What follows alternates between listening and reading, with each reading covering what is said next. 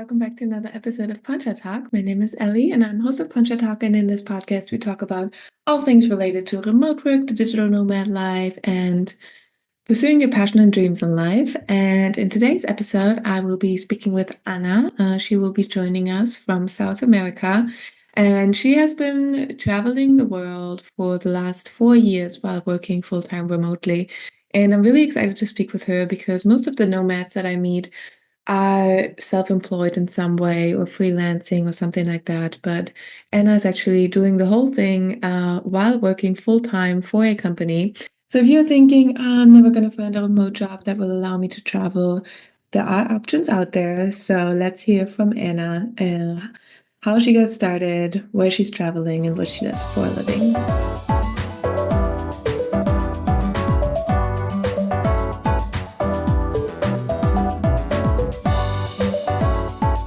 Yeah, welcome to the podcast. Thanks for being so spontaneous with this. And maybe you can just introduce yourself briefly and what you do right now. Yeah. Hi, I'm Anna. I'm originally from Cologne, so Germany.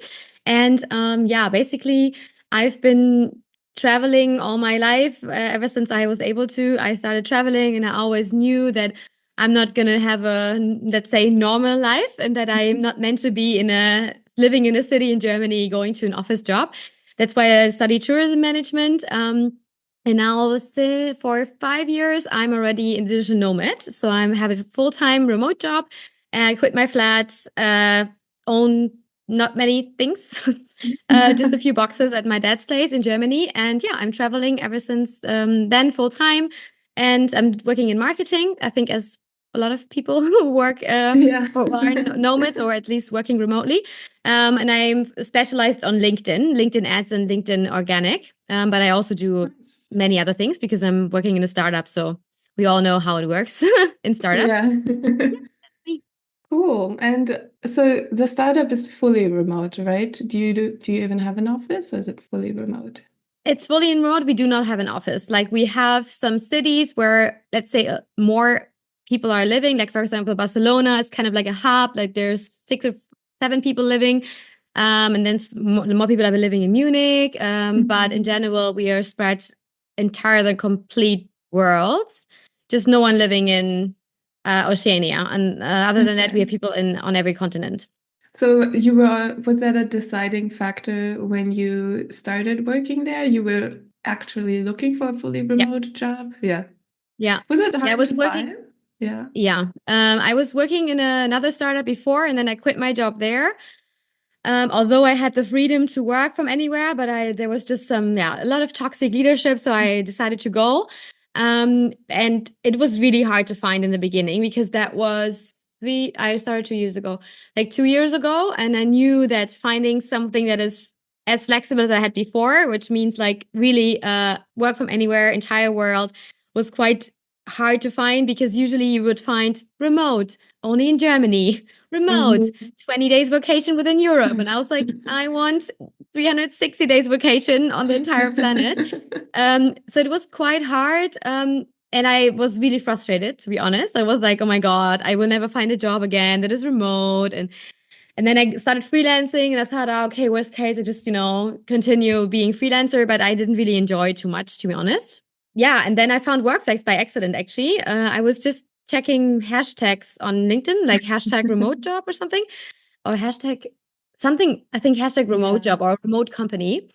And then I started following everyone who was posting about this hashtag. And then I found Peter and Patrick, the founders of WorkFlex. And there was just one night where I was just like, fuck it. And then I just sent a message to Patrick being like, hey, I'm Anna. Do you need someone in marketing? And he was like, actually, no, but let's have a chat. And then suddenly 2 weeks later, I had an offer. So, oh, nice. It was meant to be. I was really lucky, to get that. Yeah, I also found it's quite difficult to find like an actual remote job, because everybody advertises remote work, but then it still says like 2 office days a week or something like that. Like in the past, I worked fully remote, but I was always pretty tied to where I could travel, also because of meeting times and whatnot. Like we always had 9 a.m. daily stand-up, things like that. And it always also depended on the client because I was in consulting. So sometimes I still had to be there in person. So it was a lot of flexibility, but not quite to the level that you have, I think, because you also travel across time zones, right? Yeah. Like we also have people in this company who could do the same, but they are working in sales. So for them, they have calls the entire day. Like I don't have too many calls. Like I usually have maximum 3 or 4 calls per day. And sometimes I don't even have a single call. So that's why for me, it's quite easy to travel across time zones. Like, I mean, in Asia, you can even make it work if you have like a lot of meetings because you basically start at 2 p.m. or something, depending on how many hours you have. Then the problems are the later in the day meetings. But I'm the night owl. So for me, working Asian time zone is perfect. Now I'm in Latin America.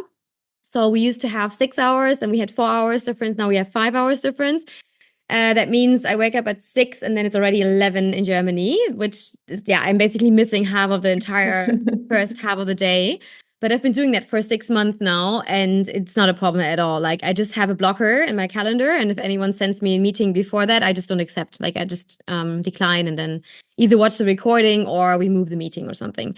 But I know that for me, I'm privileged because I have a marketing job and I work a lot on stuff, and I'm happy that I don't have many meetings. And in general, our company is anti-meeting. So we really do everything async with Looms, with everything. So we try to spend the least time possible in meetings. That's nice. It sounds like a dream job that you got there. We actually hiring. So if anyone wants, we have a position for a part-time person in marketing. We just published it yesterday. So depending on when you listen to this podcast, it might be still there. So if you speak German fluently and you have experience in marketing, you can apply. Nice. Yeah, I'll link your infos in the description.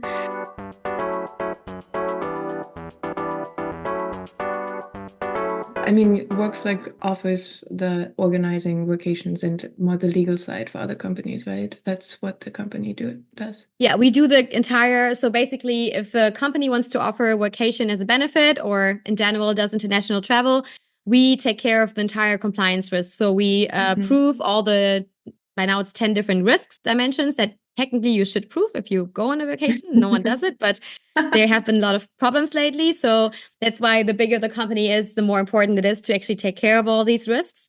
We provide all the paperwork. So we do all the one certificates, PWD notifications, like everything that you need to legally or compliantly send your employees abroad, either it's for a business trip or work from anywhere, or if it's in a secondment or assignment. And we do the entire paperwork, and we even take liability for it. So if something is wrong, we would technically nothing ever gotten wrong, but we would technically be liable for the documents. So that's why we basically make it possible for companies to offer that benefit. So if you have anyone, if you are working in a company and they tell you, tax and legal risks are the problem, that's why you're not allowed to work from anywhere. It's a problem, but there's companies who solve the problem. So no more excuses. I always say. Exactly. No, very cool. And nice to hear that your company is also living what they're selling, basically. Yeah, I always say it's important. Yeah, definitely. Yeah. Do you ever bring your team together also on site though? Because that's like a discussion I've had in previous episodes also of like, okay, remote work is great, but fully remote, it's really difficult to establish a company culture and team bonding in a way. I would say hybrid is the most challenging because when you have hybrid, it's even harder, I would say, to bring the team together. Because we never had an office and we will never have one. I think we have found a lot of options and activities and things that we do and initiatives to make sure that our team has the culture and that we are a team. So we meet once per year with the entire company. We meet somewhere in the world for a few days, and we just have fun. Like the main reason to meet is fun. We don't do any work. We just have fun, get to know each other and stuff like this. And we also have budget to meet the team. So we can just group up with our team and say, hey, we meet a house in Mallorca for 1 week. And then we use the budget to pay the flights and to pay the accommodation. and then you can meet the team. Or we also have budget for co-working. So let's say now I'm back in Germany, so I'm going to Berlin or to Stuttgart, and I'm there, and then I want to meet my colleague from Stuttgart. So we will go together for one day into a co-working in Stuttgart and just meet there and maybe go for dinner. And then now in Brazil, two colleagues of mine were also in Brazil. So we met once for after work and then another one for co-working here in Floripa. So usually if you want, you can always meet your colleagues. You just have to want it and to be in the right moment, on the right spot. And usually people just group up. Like someone is like, I'm going to be in Spain, and then I'm going to join. And then, you just like end up meeting each other. So it is definitely possible. And everyone is also always like trying to make it work, basically. I guess when you have a young, motivated team and everybody's looking out and communicating, that sounds nice. If you can meet basically your coworkers all over the world, because there's always somebody. Any specific tools or tips you use to stay in contact with your colleagues and team? Like we use Teams for everything. Yeah. Like that's our main communication channel. We use a lot of video messages, so either in Teams, but they suck. So we usually use Loom or a Vineyard. Basically for everything that you want to communicate, rather than sending a message, we send these Looms so you can actually see your face.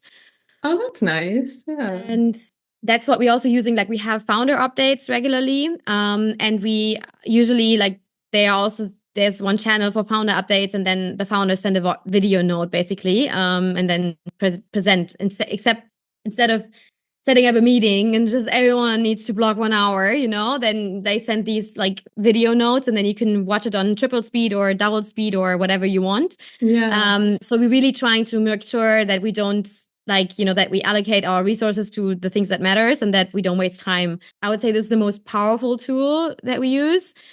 We also have Cosmos. I don't like it too much, but the sales team is using it quite a lot. It's like a virtual office where you can like go in, and then you have like a little icon, and then you can go to specific rooms and play games and like, knock on somebody's door and like. But for me, the sales team is using it a lot, but for me, it's just waste of time. But yeah, and we do a lot of coffee chats as well. Like we also do like speed dating now. We started doing that. They're just mixing up random people, and having coffee chats. Sometimes escape rooms or some other quizzes. Like not too much, but like every quarter we do it once. Cool. Yeah, I think you have to find a balance with the online meetings and games, because like, okay, it's only fun every now and then. I don't want to play virtual games every day. But I like the idea of the video messages. Actually, I've never heard of that before, but it's it's a like nice really way to add a personal touch. Yeah. Yeah. Cool. Yeah, we do it. It's like I don't have any day where I don't send a Loom. Like it's really good tool.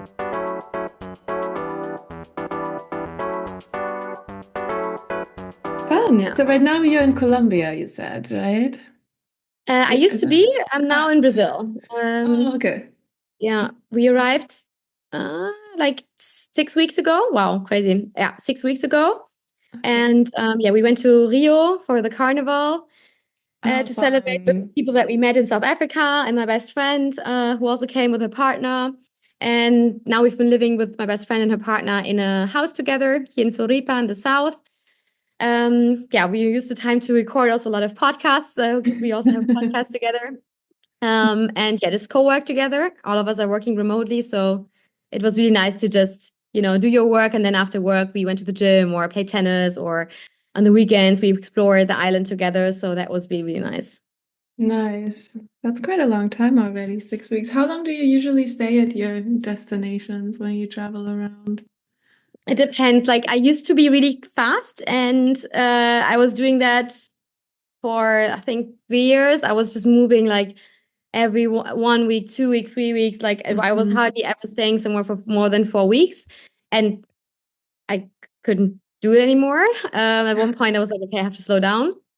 And now we are traveling a little bit more slow. And this year we really were really slow. So for our let's say measurement. So now we are trying to minimum 4 weeks. Now we've been in Medellin for 3 months. Now here for 7 weeks.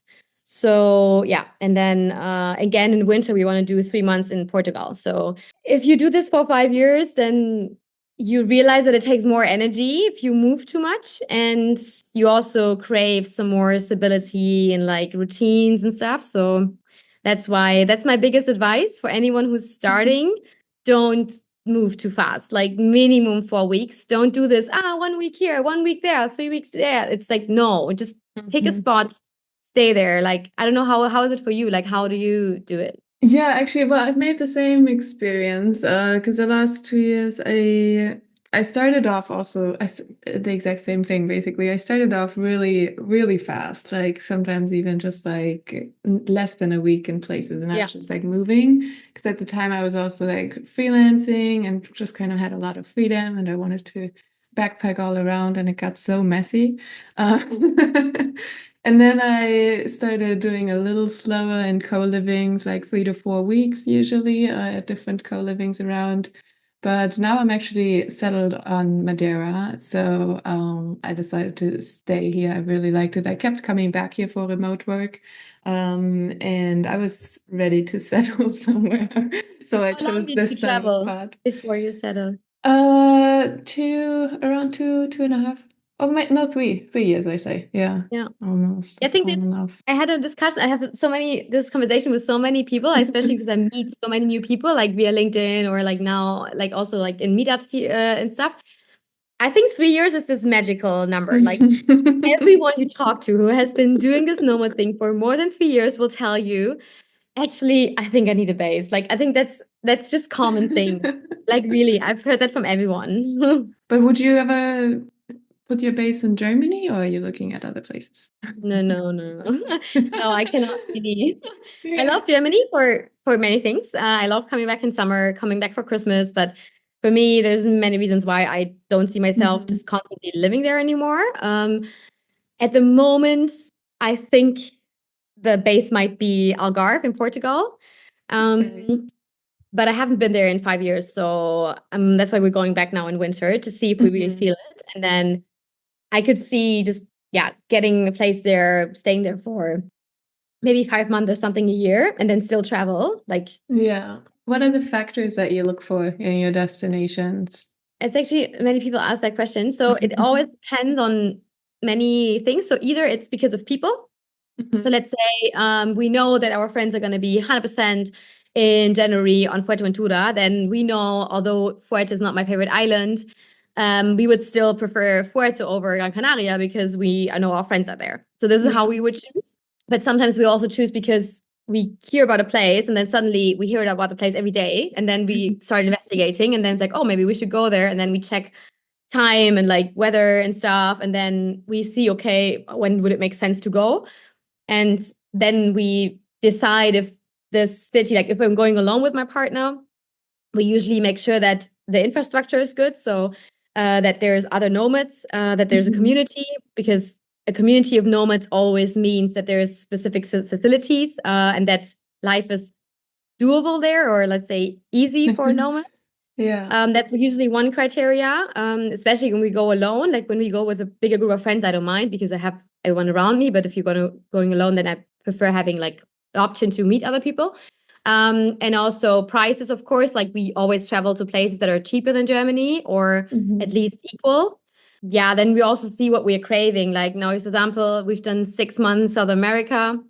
Now I'm really craving Asia, so I definitely want to go back next year for a few months because the lifestyle there is just easier and more relaxed, and like it's just the best, if you ask me. So we also just looking at what we feel like, what we're missing right now, or what's kind of suiting and stuff. It's many factors usually. Like I think it's really hard to pick, and I know a lot of people struggling to pick the next destination because sky's the limit, right? If you have Yeah. max flexibility and you can do everything, then it gets quite hard. So I always recommend to follow gut feeling and to really check out the communities. Like for me, every single trip, the fact that made the trip was always the people. So that's Mhm. why, especially I think for solo travelers, like it's always best if you pick a place where there's a lot of other, or not a lot, but like any other nomads. And they kind of organize in some kind of a WhatsApp group. I mean, there's a WhatsApp group for everything. Yes. Um, and that's always like, I would say my advice, especially for Yeah. newbies. start. Otherwise, you might end up being lonely but yeah, meeting with other like-minded people is always giving so much energy. Yeah, communities are great. I mean, whether it's like a co-living or a co-working or just like a Yeah. regular nomad community, there's so much out there. We have a lot here on Madeira community-wise. Are you Ponta del Sol?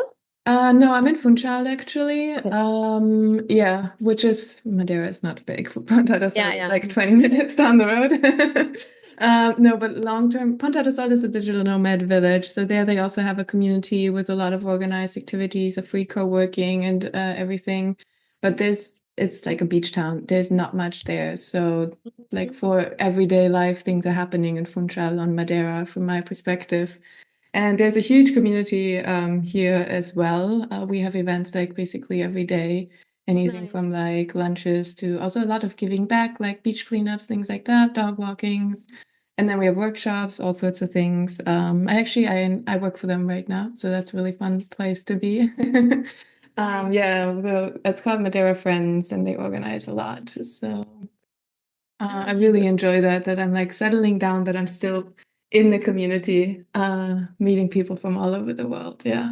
Yeah, I think that's also what I see my future in, like just being somewhere where I can just don't have the hassle of like always moving and finding where do I go to the gym, where do I buy my fruits, like all Yes. these tiny decisions that you have to make again if you move, like, but still being connected with other nomads that might be coming and going, but also having a place for friends to come over to visit in my life, basically. So that's why, yeah, I think that's why everyone is at one point craving the space because otherwise it's just like, I don't know, you might get crazy.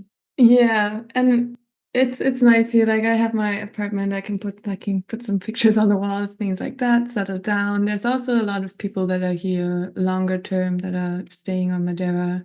So I have like a solid base of friends that stay here, That's, but then I still have like the inspiration that you get from the nomads that come and go every day. It's a good mix, yeah. yeah. Yeah, I think that's the beauty. And I think for me, the biggest reason why I recommend everyone to start this like remote work or at least try it for 2 weeks or 3 weeks if your employer allows it, like for summer, to just do that, do it alone and go to a place where you have if it's a co-living, it's I think easiest is Mhm. co-living because you have a ready-made community like in your house. If you go for just a nomad community, then you have to be a little bit more work into like Yeah. like connecting and stuff. But it's crazy how much inspiration you get and how many stories you hear of like, yeah, I used to be a cook and then I just taught myself Facebook ads and now I run my own agency. And you're like, okay, so you can really do everything. Like, and I think this is what Mhm. inspires me so much about these nomads because everyone you meet basically decided at one point, I'm going to leave the system at on Yes. different levels, right? I mean, some people completely leave the system. And I think that's so inspiring to just not do what everyone else is doing, but to just think, okay, what do I really want? Like, or not what do other people want me to do because that's what I should do because I'm 30. And I think Mhm. that's why it's so inspiring, like this entire community. Yeah, it is. I totally agree. And it's also like it's so everyone's open-minded and you can just try out whatever you want. Like I don't think I would have ever started a podcast in Germany, for example, because everyone would have been like, "What? Why? Like, Yeah. why would you do that? And how Like do you you make didn't money study with that. it?" How can you And now just start a podcast? yeah. But here it's like, yeah, sure. And everybody comes and wants to be a guest on it, and it's so easy and fun. So yeah, it's a very good environment to be in. Yeah, and you also get a lot of shortcuts. Like for us, it was the same. Like we said, okay, let's start a podcast, like evening one. And then we were like, okay, evening two, our friends have a podcast. So they were like, okay, we Mhm. can borrow you our microphones. We can show you how we record. We can tell you where to upload. So which they gave us like everything that they've been kind of like searching for on the internet and like how to record with two microphones and whatever. And that's why for us it was a really nice shortcut. And then we were able to be quite fast with like publishing the first episodes and everything. So Yeah. that's also really nice to just, of course, all the information you can find online, but talking with someone who has done already what you want to do, you will always learn things that will save you a lot of time in the end. Yes, yes, definitely. Because there's so much diversity, which means so much like a diversity and knowledge also in the community. Yeah. Like there's always going to be somebody who has done it before and who can tell you.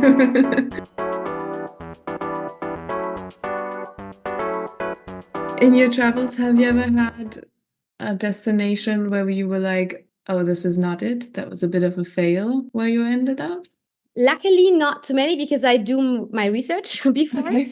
And I always make sure to talk to a lot of people before going and deciding to go Okay. somewhere. I almost ended up in Zanzibar working remotely, and luckily I didn't because I would have freaked out, I think. Because internet is just horrible there, and it's Yeah. not Is my it? vibe on island. Yeah, it's horrible. And other than that, I think there was no big fail or something, but Yeah. I do my research, so that's why I think we never were Yeah. disappointed or something. That's important. Yeah. Yeah. Nice. And what did So, you already like? Did you ever end up in a destination that you did? um, well, I did. I have to say, when I was in South Africa, the Wi-Fi was also the main problem. We did research. We even had like a FaceTime call with the co-living before, and they promised us great Wi-Fi and everything, and it was just not. Other than that, I did at the beginning, before I started doing too much research, I was in Paris actually. They have co-livings there too, but it was not like a nomad type co-living. It was actually just French people living there, and they called it a co-living. So that was a bit of a fail because there was no community whatsoever. Not the type of community that I was looking for because it was, yeah. Yeah, I usually always recommend to check out their Instagrams and to have a look, Mhm. like, 'cause then you get a feeling of like how much community is actually happening there. Like we had the same in Sri Lanka. Mhm. We arrived when there was a huge crisis. So like no power, no internet, no food, like everything. It was like we got in a really bad period. And we were in a co-living, and I thought, oh yeah, we're gonna meet so much people and blah. And then the problem wasn't our co-living. Like there was a manager, but he didn't organize anything. And if there's no one in the group who's like taking action and like Mhm. trying to take care of the group, then nothing is happening. So, and we were on a different schedule than anyone else because we worked European hours and everyone else was working just like normal hours. So we basically like when we had a free morning, they were all working. So we couldn't do any like activities with them. So that was for us also like really hard to like connect with them because it was like we were off with and there was Yeah. no much happening from the organization. So yeah, I think that's something that I always recommend to check out before you book. Like to just make sure that if you want to have community, that you actually get it. Social media is good to get a feel. I learned that as well. Yeah, definitely. Yeah. So next for you, you're going back to Germany for a bit now, right? Yeah, we're going back in actually, wow, already 1.5 weeks. We're flying back and we will be there for the entire summer. Just, trying to Mhm. use the nice weather. Yeah, and then starting September, we will take off again. When autumn comes, we are leaving. Yeah, that's I think typical. Everybody tries to escape winter. Yeah, I think it's just yeah, and also summer is hard for nomads to find affordable accommodation for long term, right? So I True. mean, you can go to Bansko, but yeah, I don't know if that's the place I would spend too much time. Like some people love it, because there's also many nomads. But yeah, so that's why we say, okay, then we go to Germany. We are lucky to have parents with big houses or like bigger, not houses with a room where we Yeah. can stay. So yeah, we're really grateful for that. If I didn't have this room at my dad's place, which is not my room, but like when I'm there, I sleep there. I would have a harder time to really continue doing this lifestyle because for me, I know if shit hits the fan, I could always come back to Germany and I always have a roof above my head. Yes. And knowing that gives me, I think, subconsciously so much like peace because I have friends who don't have that, where the parents divorced or have sold a house and now the parents moved to small apartments and stuff. And then they don't have this room anymore. So they cannot just come back, and just live with their parents. And I think it's really nice to know that you can always come back. Yeah, that feeling of having a home or a place to go to, it gives a lot of security. Even now, like when I decided to move to Portugal, it was a bit like, it was easy because I knew like if anything really goes wrong here, I can always go back to Germany. Like if it really doesn't work out, I can just go back, move back in with my parents until I figure out my next steps. So why not go for it? Yeah. Yeah.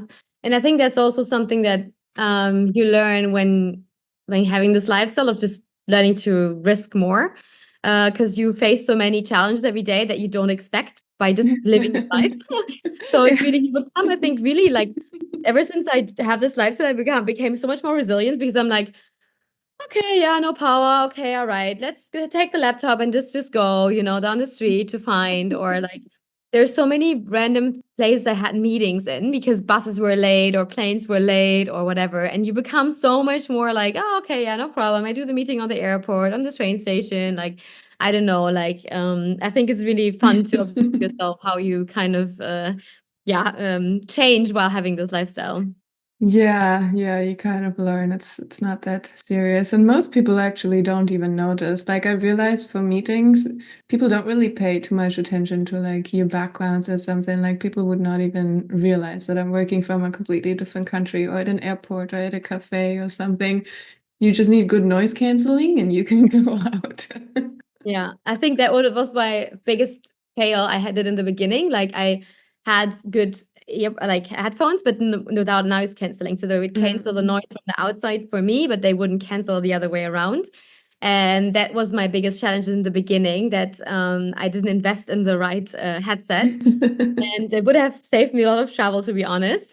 But yeah, I think that's if you have a lot of meeting, that's the first thing I would buy to have a proper headset because it will save you. I mean, to be honest, by now, I think it even in the meeting platforms like in Teams, in Zoom, in Google Meet, there's so many they doing it already so good, like from the platform itself, that it might not be so necessary anymore. Or there's these Google extensions like Crisp or something that also work quite well. But back then, like 4 years ago, there was nothing like this. So there it was really sometimes hard. True. Yeah, I always had like the headset with the microphone to put down, which like even though you look stupid, I learned it works so great. There could be so much noise around you and people don't hear a thing. So yeah, I would just sit with that everywhere. What does your work setup look like usually? Like I would say 80 or 90% of the time I work from home. Mhm. And I have a second screen, like a tiny one that I can Oh, portable one. nice. Hmm. Noise canceling headphones. I have the external mouse pad, laptop stand, everything. Like, and some I don't really like too much working from cafes because it's just I think it's super distracting, and I like to be in my rabbit hole and my focus mode. Like not being annoyed by anyone. But in Colombia, we did it a lot because there was a lot of like cafes where only people worked, so that was a nice environment.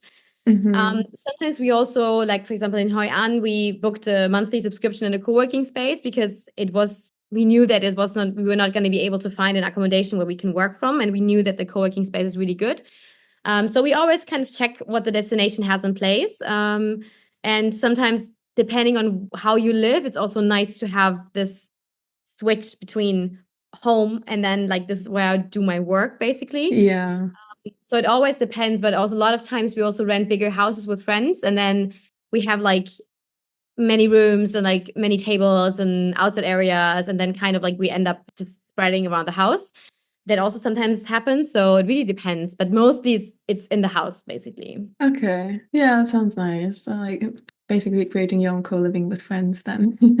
Yeah, kind of. Nice. And Yeah. yeah, I think it depends. In Asia, of course, you kind of like don't cook at home, like you go out for every single meal. So then it's kind of sometimes handy to just take your laptop and while you're waiting for your breakfast, you just already start working. So I think it always also depends on the destination of like what are the facilities and how is it isn't even allowed to bring laptops. Many cafes are now not True. allowing it anymore. So yeah.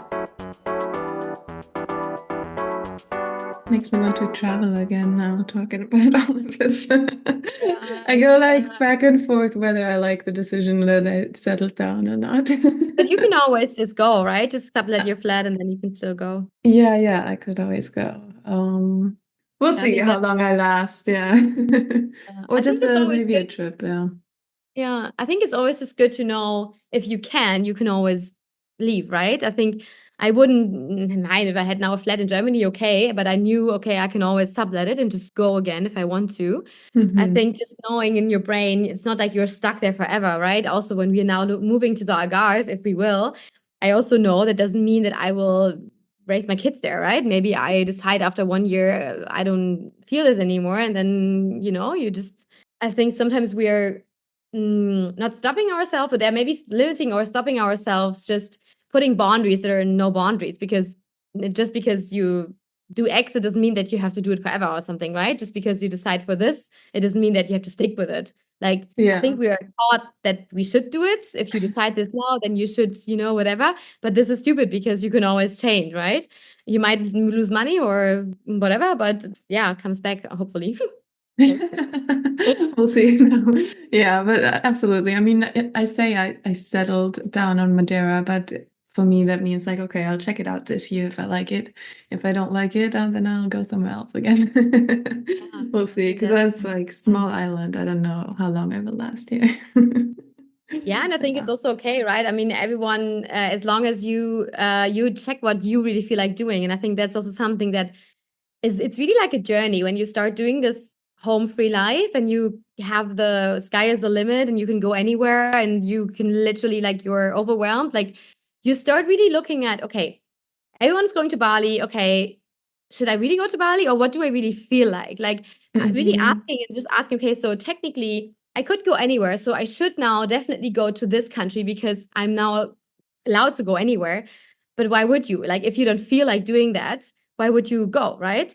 And I think Yeah. that's something that's just nice to learn also about yourself that after some time you would stop caring about what other things you should travel to or just because everyone is going there, you have to check it out. Like, no, if you feel like Greece, go to Greece.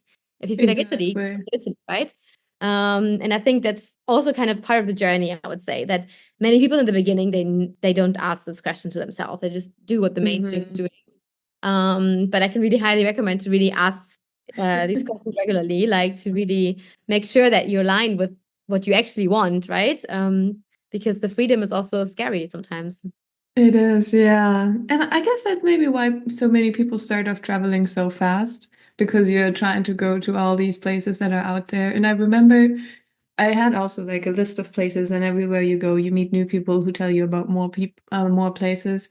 And then I almost felt a bit like guilty of wanting to come back to Madeira for a second vacation, like right after. But then I was like, yeah, no, I mean, it was actually perfect because I knew the place, I loved the place. Why not go back there? So, Yeah, definitely. I think that's really a thing that I also now realize with my partner, where we are like, okay, technically, like we are still 30, we don't have kids, we have both good jobs, we earn good money, like we could technically go anywhere. And then I looked at him, I'm like, I don't feel like going now again because we could have continued traveling now for 1 more month at least, like here in South America, or we could yeah. have switched now 3 weeks ago already and gone to Argentina or whatever. And then I was like, I don't feel like a new country now. Like I want to just work and just focus on the gym and just like relax a little bit before going to crazy Germany where there's going to be so much stuff going on. And I also felt guilty for like, oh my God, I'm now already in South America. Like I still have time. I don't have appointments.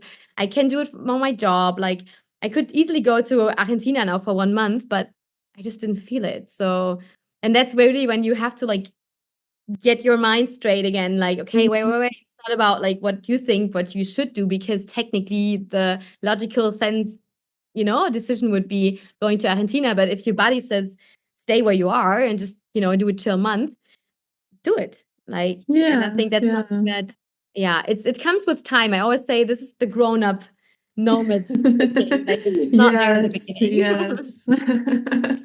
You learn like what your style is, what you like, what you don't. But it's good. It's a, yeah, very eye-opening journey along the way. And I wish you best of luck in your attempt to settle down in the Algarve. I haven't been, but I'm sure it's beautiful. Yeah, I think Portugal, many people are, I think Portugal or Spain is usually what people end, where people end up, or like Asia. But for me, it's clear, like if I kind of have a base, I want to be somewhere in Europe because I want to be able to take a plane the next day, or in the best case, take a car and to go back home if it's needed. And if you are in Asia, you minimum need 24 hours flight with all the stops and like whatever. So that's why for me it's clear I want to be, it should be in Europe if it is somewhere. I think Portugal is a good choice. Nice. Perfect. Well, thank you so much for your time today and sharing all your tips and insights. This is really nice. I will link your info in the description of the episode. Also, for your job posting, if you're still looking for somebody, people can reach out. And your podcast, but it's in German, right? Your podcast. Yeah, it's a German podcast, but I think it might be really interesting because we talk about remote work destinations and tips and tricks, basically all the information you need before going somewhere. So for all the German listeners, might be helpful. Yeah, absolutely. I think I have a lot of German listeners, so that's good. Perfect. Lovely. Thank you so much. Have a good weekend. Thank you. You too. Thanks for the invitation. Yeah, and thank you. Enjoy Madeira. Maybe if I come back, I will let you know. Maybe you're still there.